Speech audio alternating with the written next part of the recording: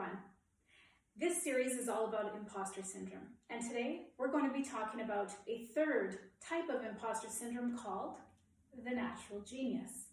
Each day in my consulting and coaching program, I work with women on how to get clear about who they are and what they want, how to build their inner thought leadership so that they're able to be strategic in getting that promotion, starting or making your business thrive, or lastly, being able to keep your rightful spot in the C-suite.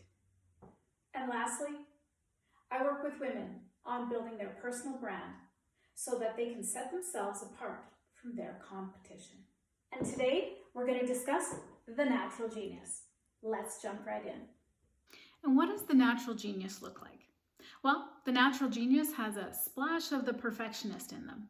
You might remember that from last week.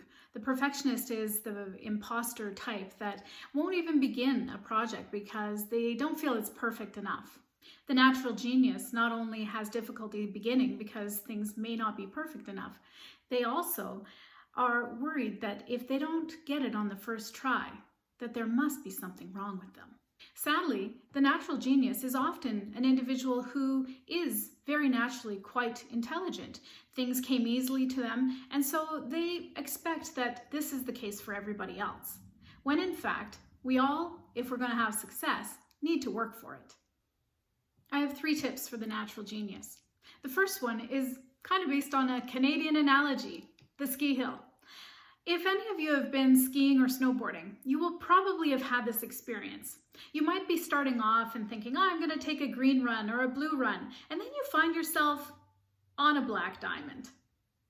Well, once you're on that part of the hill, sometimes it's impossible to be able to turn around. So you've got to make a decision. The natural genius, if you tell them this analogy, would probably be quite perplexed because for them, they want to make sure that they have been able to master something to its best before they're ever going to try it. But let's go back to the analogy of you're on the hill. Well, you've got a couple of choices. You can break down the hill into small chunks and really set your goal on carving your way from angle to angle and make it down the hill as best you can. You may fall along the way, but by the time you get to the bottom of that hill, you're going to have owned it. That I guarantee. The main thing to know is that imposter syndrome is really what's going on in our own mind. And if you can master what's going on in your mind, you can conquer virtually anything. You've probably heard the strategy from Olympians or millionaires who are out there that reminding yourself of something that you've done in the past is a great way to be able to create a mindset that allows you to feel as though you have the capacity and the skill to be able to accomplish something. This is really key for those of you out there who suffer from this particular imposter type. Being able to say to yourself, I've done something like this in the past and I was successful, is going to give you a natural boost, even a boost of dopamine, to recall the event and feel as though you were elated in that moment so that you can take that translated experience and bring it into the present.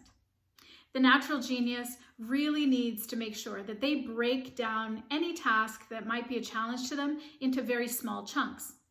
That's the best way to be able to eat an elephant, isn't it? So break down something that you feel is a challenge into a very small task that once you accomplish it, you get fueled with a sense of accomplishment and are able to move on to the very next task. It takes discipline and it takes support.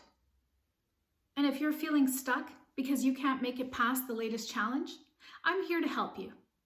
Ladies, there's almost nothing I love better in life than being able to sit down with you and get clear on who you are and what you want, to be able to develop a strategic plan and to get personal about your unique brand and your story and why people need what you have to offer.